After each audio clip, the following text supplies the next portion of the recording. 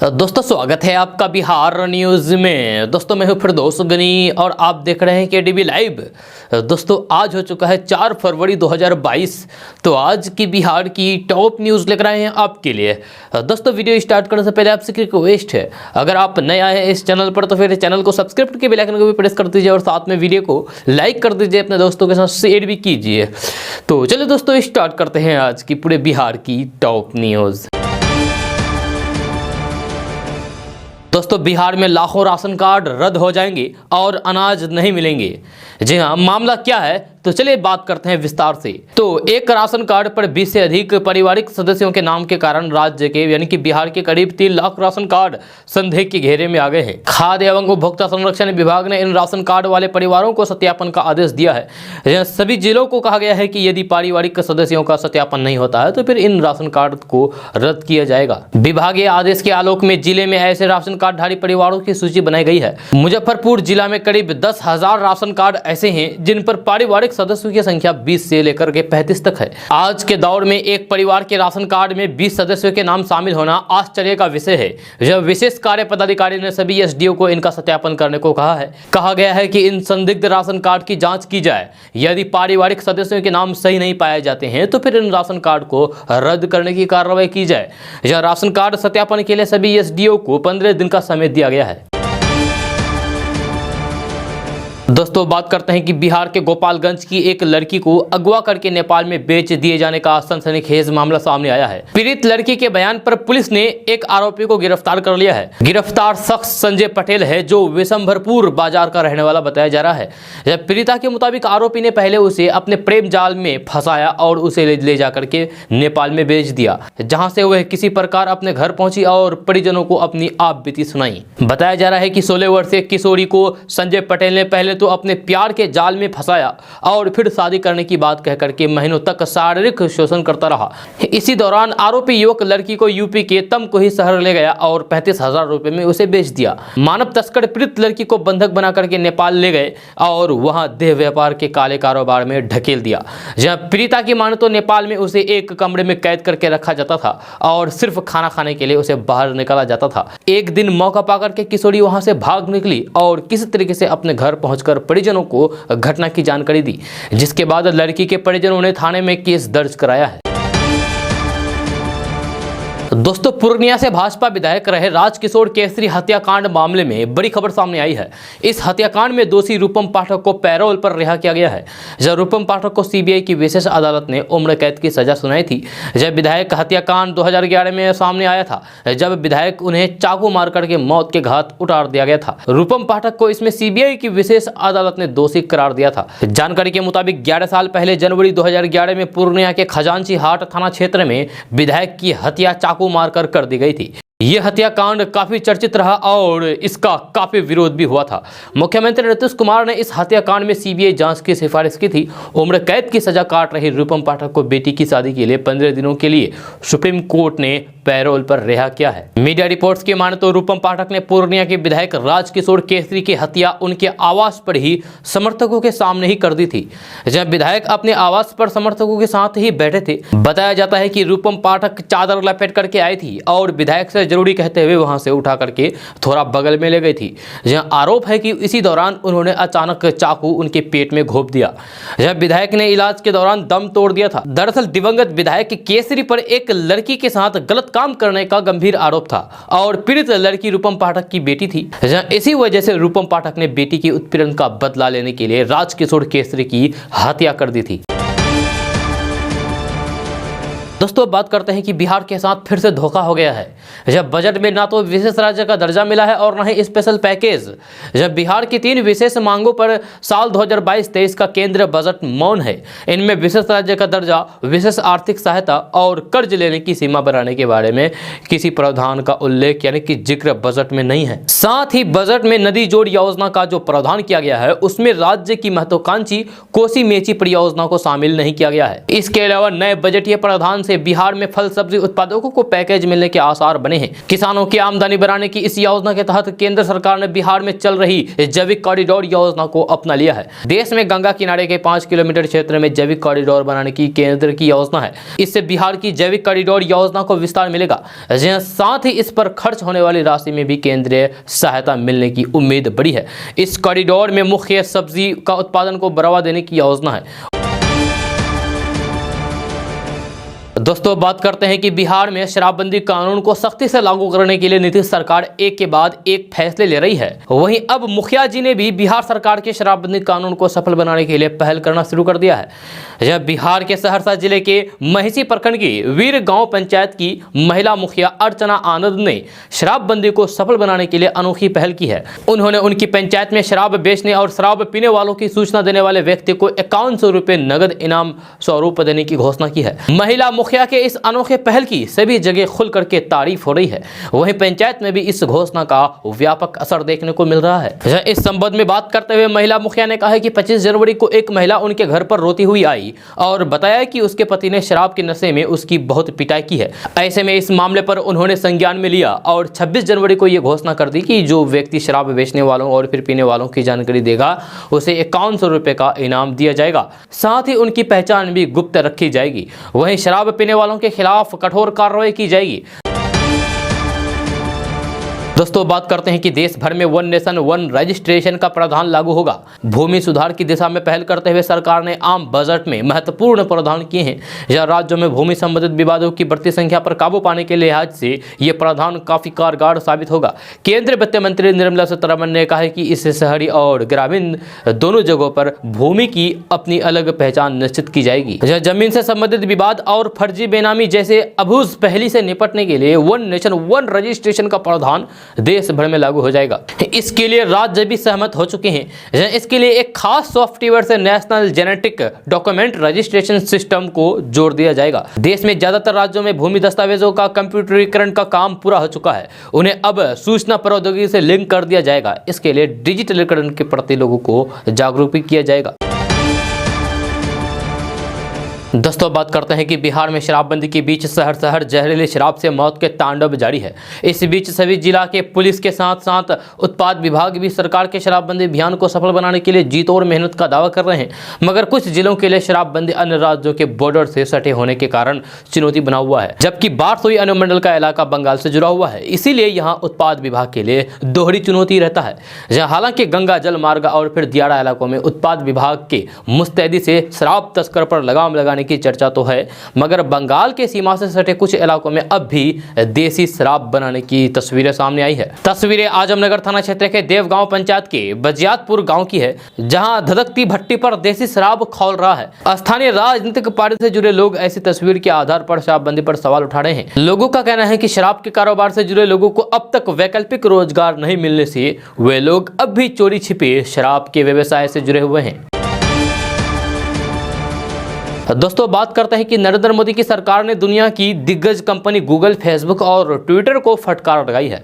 यह तीनों कंपनियों से कहा गया है कि वे अपने प्लेटफॉर्म पर आ रहे फेक न्यूज को रोकने के लिए प्रभावी कार्रवाई करें। बताया जा रहा है कि सोमवार को सूचना एवं प्रसारण मंत्रालय के अधिकारियों के साथ गूगल, फेसबुक और ट्विटर के बड़े अधिकारियों की वर्चुअल मीटिंग में तीखी बहस हुई। यह गर्मागर्म बहस के दौरान भारत सरकार की ओर से सूचना एवं प्रसारण मंत्रालय के अधिकारियों ने कहा है कि बार बार कहने के बावजूद भी गूगल, ट्विटर और फेसबुक से फेक न्यूज को हटाया नहीं जा रहा है। हिंदुस्तान टाइम्स ने राइटर के हवाले से ये रिपोर्ट दी है। रिपोर्ट में कहा गया है कि तीनों कंपनियों ने मामले को गंभीरता से नहीं लिया है, इसीलिए भारत सरकार को संवाद के लिए मजबूर होना पड़ा। रिपोर्ट में यह भी कहा गया है कि भारत सरकार के अधिकारियों ने गूगल, फेसबुक और ट्विटर की आलोचना करते हुए कहा है कि कंपनियां फेक न्यूज के खिलाफ प्रभावी कार्रवाई नहीं कर रही है, इसीलिए भारत सरकार को कार्रवाई करनी पड़ती है।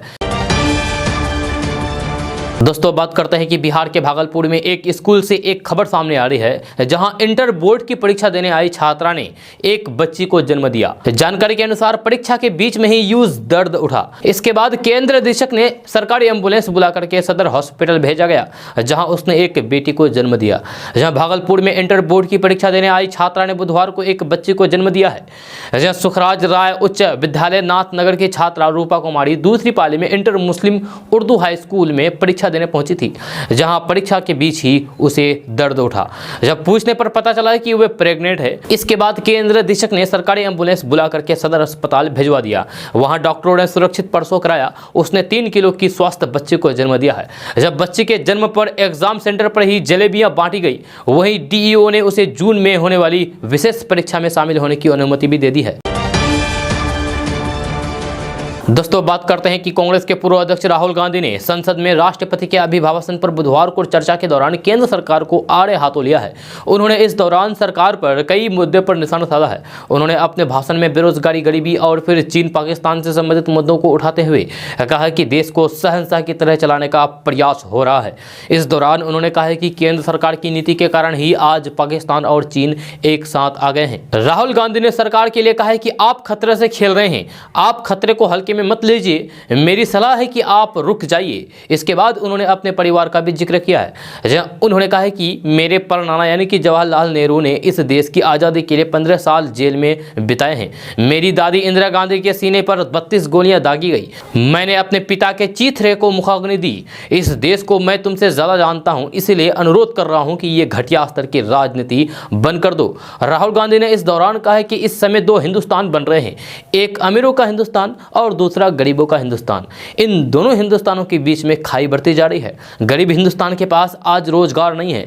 उन्होंने कहा है कि आज देश बड़े खतरे का सामना कर रहे हैं। यह खतरा आंतरिक भी है और बाहरी भी। जब मैं अपने प्रिय देश को इस स्थिति में नहीं देख सकता, ये देखकर मुझे दुख होता है। जब कांग्रेस नेता राहुल गांधी ने दावा किया है कि मैं स्पष्ट रूप से कह रहा हूं कि हमने बड़ी गलतियां की है। अब हमें यह सुनिश्चित करना होगा कि हम चीन के खिलाफ अपनी रक्षा कर सके। अगर कुछ होता है तो आप जिम्मेदार होंगे। आप हमें सुनिए, हमारे पास ऐसे लोग हैं जिन्हें इन मुद्दों की गहरी समझ है। दोस्तों, बात करते हैं कि बिहार में आयुष्मान भारत योजना के तहत 34 लाख परिवारों को आयुष्मान कार्ड बनाया गया है। जब बिहार में केंद्र और राज्य सरकार की इस महत्वाकांक्षी योजना के तहत 5 लाख रुपए तक के स्वास्थ्य जांच और इलाज की सुविधा प्रदान की जा रही है। जब स्वास्थ्य विभाग के अनुसार बिहार में 1,08,85,000 लाभुक परिवारों को आयुष्मान भारत योजना के तहत स्वास्थ्य सुविधा प्रदान की जानी है। सभी लाभुक परिवारों और व्यक्तियों को बीमार होने पर बिना कार्ड के भी तत्काल इलाज की सुविधा उपलब्ध कराने के निर्देश सभी अस्पतालों को दिया गया है। बिहार में कुल लक्ष्य का अब तक 31% परिवारों को ही इस योजना से जोड़ा जा चुका है। सूत्रों के अनुसार बिहार में अब तक 73,20,000 व्यक्ति को आयुष्मान कार्ड यानी कि गोल्डन कार्ड प्रदान किया गया है। बिहार में आयुष्मान भारत योजना के तहत कुल लक्षित परिवारों के कुल 5,50,00,000 व्यक्ति लाभुक हैं। इस योजना को लगातार आयुष्मान भारत योजना के तहत पंजीकृत सरकारी एवं निजी अस्पतालों में स्वास्थ्य सुविधा प्रदान की जा रही है। दोस्तों, बात करते हैं कि बिहार में अपराधियों का तांडव बढ़ता ही जा रहा है। आए दिन अपराधी बड़ी घटना को अंजाम देकर के फरार हो जाते हैं। पुलिस की आंख खुली की खुली रह जाती है। यह ताज़ा मामला बिहार के कटिहार जिले से है, जहां बेखौफ अपराधियों ने बड़ी घटना को अंजाम दिया है। बेखौफ अपराधियों ने नवनिर्वाचित पंचायत समिति सदस्य के पति की गोली मारकर हत्या कर दी। मिली जानकारी के अनुसार बीच रास्ते में अपराधियों ने इस घटना को अंजाम दिया है। गोली लगने से अकील आलम के घटनास्थल पर ही मौत हो गई है। यह घटना की सूचना पर मौके पर पहुंची पुलिस और तफ्तीश में जुट गई है। यह फिलहाल अपराधियों का कुछ भी सुराग हाथ नहीं लगा है। घटना कटिहार जिले के बलिया बेलोन थाना क्षेत्र के चौंदर पंचायत की है। दोस्तों, बात करते हैं कि बिहार में पछुआ हवा चल रही है। गुरुवार को कई जिलों में घना कोहरा छाया रहा। घने कोहरे के कारण जहां लोगों को विजिबिलिटी में परेशानी हुई, तो वहीं बारिश के कारण ठिठुरन और फिर कनकनी भी बढ़ गई है। जब मौसम विभाग के अनुसार आज बिहार के कई जिलों में अगले 24 घंटे के दौरान बारिश होने की संभावना है। पछुआ हवा के साथ ही ठंड पर पश्चिमी विक्षोभ का असर पड़ने वाला है। इस बीच अगले 24 घंटे के दौरान बिहार के कई जिलों में घने कोहरे और फिर कड़कड़ाती ठंड के दौरान बारिश और ओला गिरने की भी संभावना है। बिहार के जिन जिलों में ओला गिरने की संभावना है उनमें नालंदा, नवादा, लखीसराय शामिल है। जबकि जमुई, मुंगेर, भागलपुर, कटिहार और बांका जिले के अलग अलग स्थानों पर भारी बारिश हो सकती है। बारिश और ओला गिरने की संभावना को देखते हुए मौसम विज्ञान केंद्र ने येलो अलर्ट जारी कर दिया है। पटना समेत पश्चिमी और फिर पूर्वी चंपारण, सीवान, सारण, गोपालगंज, सीतामढ़ी, मधुबनी, मुजफ्फरपुर, दरभंगा, वैशाली, शिवहर, समस्तीपुर, गया, नालंदा, शेखपुरा, नवादा, बेगूसराय, लखीसराय, जहानाबाद के अधिकांश भागों में आज मेघ गर्जन, बिजली चमकने के साथ ही मध्यम स्तर की बारिश के आसार हैं। इन इलाकों में हल्की या फिर मध्यम रफ्तार में बारिश हो सकती है। दोस्तों अब बात करते हैं कि बिहार के पूर्व मुख्यमंत्री जीतन राम मांझी कल दिल्ली में पूर्व केंद्रीय मंत्री शरद यादव से मुलाकात करने पहुंचे थे। यह शरद यादव काफी समय से बीमार चल रहे हैं। मुलाकात के दौरान जीतन राम मांझी काफी भावुक हो गए। उन्होंने कहा कि वरिष्ठ समाजवादी नेता शरद यादव की स्थिति देखकर उन पर तरस आ रही है। उन्होंने कहा कि मुझे आश्चर्य है कि इतने बड़े नेता का घर नहीं है। जीतन राम मांझी ने कहा कि आज दिल्ली में शरद यादव ने अपने स्थिति से हमें अवगत कराया है। उन्होंने कहा कि शरद यादव का सरकारी आवास खाली हो जाने के बाद उनके पास रहने के लिए कोई घर नहीं है। अब हम बिहार वासियों की जिम्मेदारी है कि उनके लिए कुछ किया जाए। पूर्व मुख्यमंत्री जीतन राम मांझी ने दावा किया है कि वे शरद यादव को एक बार फिर से राज्यसभा भेजने के लिए मुख्यमंत्री नीतीश कुमार और लालू प्रसाद यादव से मुलाकात करेंगे। जीतन राम मांझी ने कहा है कि अगर उन्हें राज्यसभा भेज दिया जाए तो उनकी कई समस्याएं खुद ब खुद खत्म हो जाएगी। वहीं शरद यादव ने जीतन राम मांझी की मांग पर उन्हें धन्यवाद कहा है। जहां शरद यादव ने बताया है कि वे अपनी गाँव की जमीन को बेच दी है। जहां उन्होंने कहा है कि दिल्ली में स्थित ये सरकारी घर अगले कुछ महीनों में खाली हो जाएगा, तो वो कहाँ रहेंगे, उनके लिए कोई घर नहीं है।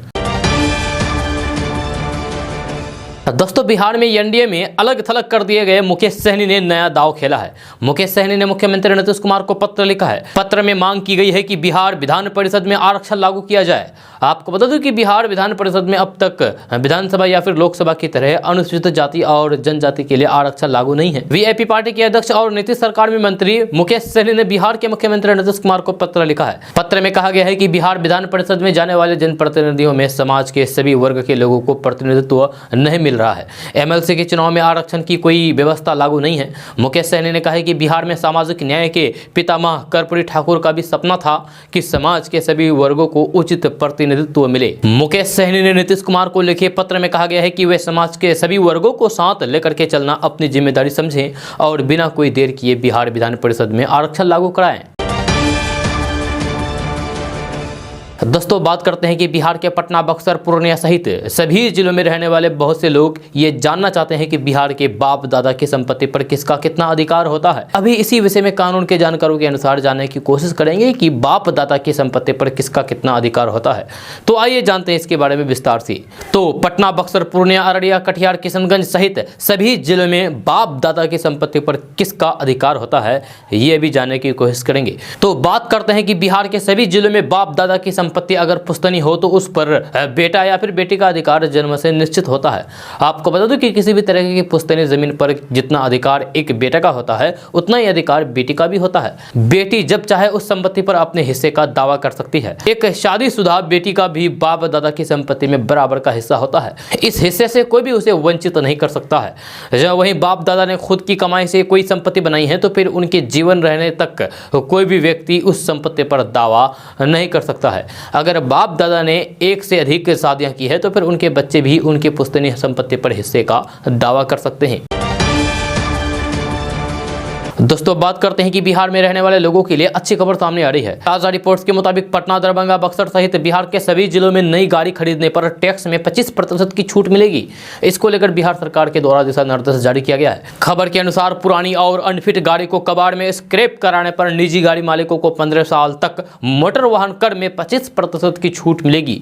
वही कमर्शियल वाहनों के मालिक 8 साल तक टैक्स में छूट प्राप्त कर सकते हैं। इसका लाभ लेने के लिए आपको पहले रजिस्ट्रेशन करना होगा। इसके बाद आपको स्क्रैपिंग प्रमाण पत्र दिया जाएगा। फिर आपको नई गाड़ी लेते समय ये स्क्रैपिंग प्रमाण पत्र को देना होगा। इसके बाद निजी वाहन के मामले में 25% की टैक्स छूट रजिस्ट्रेशन की तारीख से 15 साल तक मिलेगा। वही कमर्शियल गाड़ियों के बारे में बात करें तो वही कमर्शियल गाड़ियों को टैक्स में छूट का लाभ रजिस्ट्रेशन की तारीख से 8 साल तक मिलेगा। आपको बता दूं कि बिहार में स्क्रैप पॉलिसी लागू किए जाने के साथ परिवहन विभाग ने रजिस्ट्रेशन प्राधिकार और अपीलीय प्राधिकार भी तय कर दिए हैं। इसको लेकर अधिसूचना जारी की गई है। दोस्तों चलिए अब बात करते हैं कि नेहा सिंह राठौर कौन है जो हाल ही में यूपी में काबा गाने से चर्चा में आई है। तो चलिए बात करते हैं विस्तार से और आपको बताते हैं कि नेहा सिंह राठौर कौन है और कहां की रहने वाली है। जी हां, यूपी विधानसभा चुनाव की सरगर्मियां बढ़ती जा रही है। जब वही इस बीच एक गाना यूपी में काफी धमाल मचा रहा है जो कि सिंगर नेहा सिंह राठौर ने गाया है। नेहा सिंह राठौर का गाना यूपी में काबा इन दिनों सोशल मीडिया के साथ साथ लोगों की जुबान पर भी छाया हुआ है। नेहा सिंह की माने तो उनका ये गाना रवि किशन के गाने में यूपी में सब बा का जवाब है। तो आइए आपको बताते हैं कि आखिर कौन है नेहा सिंह राठौर। तो सबसे पहले बात करते हैं कि नेहा सिंह राठौर अपने बिहार की ही रहने वाली है। नेहा सिंह राठौर का जन्म साल 1997 में बिहार में हुआ था। वह कैमूर जिले के जलदहा गांव की रहने वाली है। यूपी में काबा से पहले नेहा सिंह राठौर ने भोजपुरी में कोरोना पर जागरूकता का एक नया गाना गाया था। इस गाने ने भी सोशल मीडिया पर खूब सुर्खियां बटोरी थी। नेहा भी सोशल मीडिया पर काफी एक्टिव रहती है। आपको बता दूं कि उन्हें करीब 3 मिलियन से ज्यादा लोग फॉलो करते हैं। नेहा सिंह राठौर ने अपनी स्नातक की पढ़ाई यूपी के कानपुर विश्वविद्यालय से ली थी। इसके बाद उन्होंने बीएससी में ग्रेजुएशन भी किया है। नेहा सिंह राठौर ने अपने सिंगिंग करियर की शुरुआत साल 2018 में की थी और बहुत कम उम्र में उन्होंने भोजपुरी दर्शकों के बीच अपनी एक खास पहचान बना ली है। आपको बता दूं कि नेहा सिंह राठौर की शादी हो चुकी है और उनके पति का नाम हिमांशु सिंह है। नेहा को सिंगिंग में काफी रुचि है और इसी के चलते हुए खुद ही सामाजिक मुद्दों पर गाने लिखती है और उन्हें गाती है। यही वजह है कि फेसबुक, ट्विटर से लेकर के यूट्यूब तक उनके गाने खूब शेयर किए जाते हैं और वायरल भी होते हैं।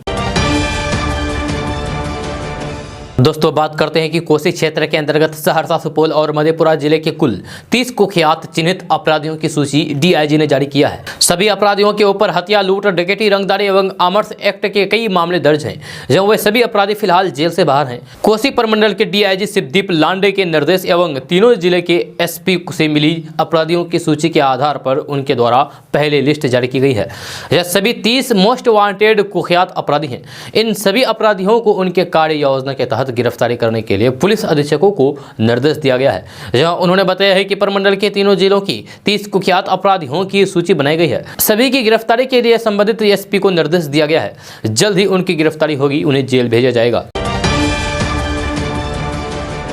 दोस्तों बात करते हैं कि अररिया से लगी भारत नेपाल सीमा के मोरंग शहर में बर्ड फ्लू फैलने और कुछ मुर्गियों की मौतें होने की खबर से भारतीय बाजार पर भी असर पड़ने लगा है। इसे देखते हुए अररिया जिला के सीमावर्ती जोगबनी बाजार के मुर्गा व्यवसायियों ने आवश्यक सतर्कता बरतनी शुरू कर दी है। इसके यहाँ फैलने की आशंका से मुर्गा और अंडे की बिक्री भी प्रभावित हुई है। नेपाल से खरीदारी के लिए मुर्गा व्यवसायियों सहित अन्य दुकानदारों के यहाँ के बाजार आने से यहाँ भी उसका प्रभाव पड़ने की आशंका जताई जाने लगी है। आपको बता दूं कि नेपाल का मोरंग नगर भारत नेपाल सीमा से मात्र 1-1.5 किलोमीटर की दूरी पर है। उस जिले के 4 अलग अलग जगहों के पोल्ट्री फार्म में पाले जा रहे मुर्गे मुर्गियों में बर्ड फ्लू होने का पता चला है। वहां मुर्गे की मौत की खबर के सीमा पार के भारतीय क्षेत्र में हरकंप मचा हुआ है। जब वैसे मोरंग के पशु चिकित्सक बर्ड फ्लू पर नियंत्रण कर पाने के लिए संबंधित इलाकों को सील करने के सहित अन्य आवश्यक उपाय कर रहे हैं। प्रशासन की ओर से प्रभावित क्षेत्र में पूरी सतर्कता बरतने के निर्देश दिए गए हैं। इसके बावजूद भी मोरंग से अररिया सीमा की दूरी काफी कम होने से यहाँ के मुर्गा बाजार के लोग सहमे हुए हैं। दोस्तों बात करते हैं कि पूर्णिया धमदाहा राज्य उच्च पथ के मीर चौक से ठीक 5 किलोमीटर की दूरी पर स्थित चिकनी शरणार्थी गांव के लोगों ने फूलों से ही जीने की राह निकाल ली है। गांव की बाजू से बहती लखीजान नदी की कलकल धारा और चहुं और लहलहाती फूलों की फसल से यहां जिंदगी गुनगुना रही है। जब पहले इस गाँव में बेरोजगारी थी, अब 100 से भी अधिक युवा डेकोरेट के रूप में रोजगार के डगर पर चढ़ते चले हैं। महिलाएं घर पर ही फूल माला तैयार करके आर्थिक उपार्जन कर रही है। बदलाव की यह कहानी महज 5 साल पुरानी है। जब फूलों की खेती कर रहे अजय दास ने बताया है कि पहले हमारे गांव में भी धान, गेहूं और मक्के की खेती प्रमुखता से की जाती थी। हालांकि इससे किसानों की माली हालात सुधारने की बजाय बिगड़ते ही चली गई। जहां हम लोगों ने पश्चिम बंगाल में रहने वाले रिश्तेदारों से प्रेरित होकर के फूलों की खेती शुरू की। फिलहाल गाँव के 35 किसान गेंदा और गुलाब के साथ ही अलग अलग फूलों की खेती कर रहे हैं। पहले किसानों को बाजार की तलाश करनी पड़ती थी, जहाँ अब गाँव ही बाजार बन गया है। जहाँ गाँव के ही कुछ युवा विभिन्न शहरों में स्थित फूल डेकोरेशन की दुकानों से संपर्क रखते हैं। उन्हें फूल माला और फिर गुलदस्ता सहित अन्य सामग्रियों की आपूर्ति करते हैं। ये सारी सामग्रियां गांव की महिलाएं अपने अपने घरों में तैयार करती है। इससे उन्हें भी आमदनी हो जाती है। दोस्तों बात करते हैं कि उत्तर प्रदेश में चुनावी मौसम में नेता वोट मांगने के लिए लोगों के घर घर जा रहे हैं। भारतीय जनता पार्टी के सांसद मनोज तिवारी जब नोएडा में भाजपा प्रत्याशी के लिए वोट मांगने के लिए पहुंचे तो उन्हें भारी विरोध का सामना करना पड़ा। सेक्टर 17 में जब वह झुग्गियों में पहुंचे तो फिर यहां लोगों ने उनका जोरदार विरोध जूता दिखा करके किया है। यही नहीं, एक महिला वहां अखिलेश यादव का नारा लगाते हुए चली गई। जब मनोज तिवारी का यह वीडियो सोशल मीडिया पर काफी तेजी के साथ वायरल हो रहा है। आपको बता दो कि नोएडा में जे कॉलोनी में बड़ी संख्या में पूर्वांचल और बिहार से आए हुए लोग रहते हैं। जब लोगों को पता चला कि मनोज तिवारी यहां आ रहे हैं तो लोगों की भारी भीड़ यहां इकट्ठा हो गई, जिस पर नियंत्रण पाने के लिए पुलिस को काफी मुश्किलों का सामना करना पड़ा। दरअसल मनोज तिवारी नोएडा से भाजपा प्रत्याशी पंकज सिंह के लिए वोट मांगने पहुंचे थे। अपने डोर टू डोर अभियान के दौरान जब मनोज तिवारी सेक्टर 17 में स्थित झुग्गियों में पहुंचे तो यहां उन्हें भारी विरोध का सामना करना पड़ा। मनोज तिवारी ने चुनाव प्रचार के दौरान कोरोना प्रोटोकॉल का पालन नहीं किया है। उन्होंने न मास्क पहना था और न ही वे सोशल डिस्टेंसिंग का पालन कर रहे थे। बहरहाल देखने वाली बात यह होगी कि चुनाव आयोग मनोज तिवारी के खिलाफ कार्रवाई करता है या फिर नहीं। दोस्तों बात करते हैं कि बिहार झारखंड के छात्रों के पास सरकारी नौकरी हासिल करने का मौका है। दरअसल भारतीय पशुपालन निगम लिमिटेड की भर्ती 2022 के तहत बीपीएनएल ने कुल 7,875 पदों पर भर्ती की प्रक्रिया शुरू की है। इसके लिए उम्मीदवारों की आयु न्यूनतम 28 साल और अधिकतम 45 साल होनी चाहिए। चयन के लिए इसमें एक साक्षात्कार और दस्तावेज सत्यापन के बाद एक ऑनलाइन परीक्षा का भी आयोजन किया जाएगा। उम्मीदवारों के पास किसी भी मान्यता प्राप्त संस्थान केंद्र या फिर राज्य सरकार से मान्यता प्राप्त स्कूल शिक्षा बोर्ड या फिर ओपन स्कूल से कम 10वीं पास की मार्कशीट या फिर प्रमाण पत्र होनी जरूरी है। इसके अलावा इस भर्ती में 12वीं पास, ग्रेजुएट या फिर पोस्ट ग्रेजुएट उम्मीदवार भी आवेदन कर सकते हैं।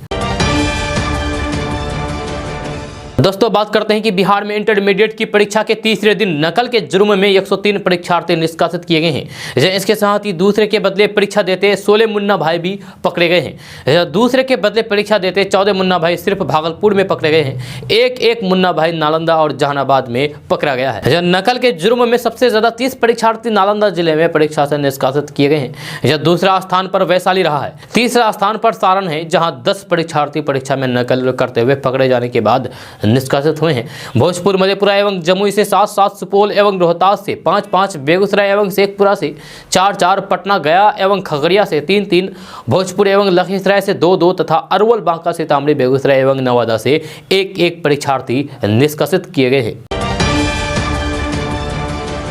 दोस्तों बात करते हैं कि सरकार ने बुधवार को राज्यसभा को बताया है कि साल 2018 से 2020 के बीच देश के अलग अलग हिस्सों में सांप्रदायिक दंगों के कुल 1807 मामले दर्ज किए गए और इनमें 8565 लोगों को गिरफ्तार किया गया। गृह राज्य मंत्री नित्यानंद राय ने एक प्रश्न के लिखित उत्तर में बताया है कि सांप्रदायिक दंगों के सबसे अधिक मामले बिहार में दर्ज किए गए हैं। इसके बाद महाराष्ट्र और हरियाणा का स्थान रहा है। जहां नित्यानंद राय ने बताया है कि बिहार में साल 2018 से 2020 के दौरान दंगों के 419 मामले दर्ज किए गए और 2777 लोगों को गिरफ्तार किया गया। इसी अवधि में महाराष्ट्र में दंगों के 167 मामले दर्ज किए गए और 1332 लोगों को गिरफ्तार किया गया, जबकि हरियाणा में 146 मामले दर्ज किए गए और 294 लोगों को गिरफ्तार किया गया। दोस्तों बात करते हैं कि बिहार में बाल विकास परियोजना अधिकारी यानी कि सीडीपीओ परीक्षा की तैयारी कर रहे लोगों के लिए पटना से बड़ी खबर सामने आ रही है। ताज़ा रिपोर्ट्स के मुताबिक बीपीएससी ने सीडीपीओ परीक्षा की तारीख को एक बार फिर से बढ़ा दिया है। इसको लेकर आयोग ने नोटिस भी जारी किया गया है। जहां खबर के अनुसार पहले परीक्षा की संभावित तिथि 6 फरवरी 2022 थी, लेकिन बिहार लोक सेवा आयोग ने नोटिस जारी करते हुए कहा है कि अब ये एग्जाम 15 मई को होगा। आप आयोग की आधिकारिक वेबसाइट पर जाकर के नोटिस को पढ़ सकते हैं। आपको बता दूं कि बीपीएससी द्वारा जारी आधिकारिक नोटिफिकेशन में कहा गया है कि आयोग ने 6 फरवरी को होने वाले बाल विकास परियोजना अधिकारी भर्ती की प्रारंभिक परीक्षा को स्थगित करने का फैसला किया है। यह परीक्षा अब 15 मई को होगी। दोस्तों बात करते हैं कि पुलिस की नौकरी में दारोगा के पद के रुतबे का क्या कहना। जब बिहार के करीब 6 लाख युवाओं ने पिछले साल दिसंबर महीने में दारोगा भर्ती के लिए प्रारंभिक परीक्षा दी थी। इनमें से केवल 47,900 ही पास कर पाए हैं। आपको ये जानकर ताज्जुब होगा कि जिस परीक्षा में करीब 5.5 लाख युवा फेल हो गए, उसमें बेगूसराय के एक गांव की 3 बहनों ने एक साथ कामयाबी हासिल करके सभी को चौंका दिया है। एक और दिलचस्प बात यह है कि तीनों पहले से ही सरकारी नौकरी में हैं। तीनों पुलिस सेवा की नौकरी ही कर रही है। एक और दिलचस्प बात यह है कि तीनों पहले से ही सरकारी नौकरी में हैं। यह तीनों पुलिस सेवा की नौकरी ही कर रही है। इन तीनों बहनों के एक साथ परीक्षा पास करने से पूरे गाँव में खुशी है। जब बखरी के सलोना गाँव में 3 सगी बहनों ने एक साथ दारोगा की प्रारंभिक परीक्षा पास की है। जब गाँव के निम्न वर्गीय किसान के घर जन्मी और ग्रामीण परिवेश में पली बड़ी तथा गांव के ही स्कूल में शिक्षण ग्रहण करके तीनों ने अपनी इस कामयाबी से परिवार के साथ गांव का भी नाम रोशन किया है। ये किसान फुलेना दास की पुत्री है। दोस्तों बात करते हैं कि बड़ी खबर बिहार के सासाराम से है, जहां अपराधियों ने एक थाना अध्यक्ष पर हमला करते हुए उन्हें गोली मार दी है। घटना रोहतास जिला के दरीगांव थाना क्षेत्र के एनएच की है। जानकारी के मुताबिक थाना अध्यक्ष दिवाकर कुमार लूटपाट की सूचना मिलने पर छापेमारी के लिए निकले थे, जहां इसी दौरान उन पर अज्ञात अपराधियों ने हमला कर दिया। जहां एनएच पर मौजूद अपराधियों ने थानेदार को निशाना बनाते हुए गोली मार दी।